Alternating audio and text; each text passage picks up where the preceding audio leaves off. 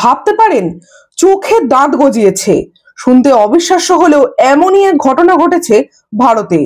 বিহারের পাটনার Indira Gandhi Institute of Medical সায়েন্সেসের চিকিৎসকরা 42 বছরের এক ব্যক্তির ডান চোখ থেকে দাঁত অপসারণ করেছেন।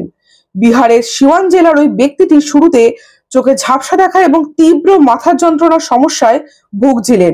পরে সিটি স্ক্যানে ধরা পড়ে যে চোখে দাঁত গজিয়েছে।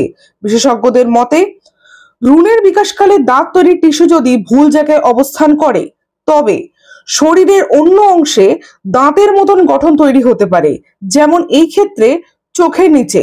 তবে অস্ত্রোপচারের পর রোগীটি এখন সম্পূর্ণ সুস্থ, আর এই দাঁতের গঠন অনেকটা প্রিমোলার দাঁতের মতন।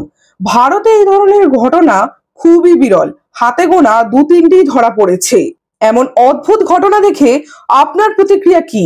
অবিশ্বাস্য নাকি চিকিৎসা বিজ্ঞানের বিষয়? মতামত জানাতে ভুলবেন না।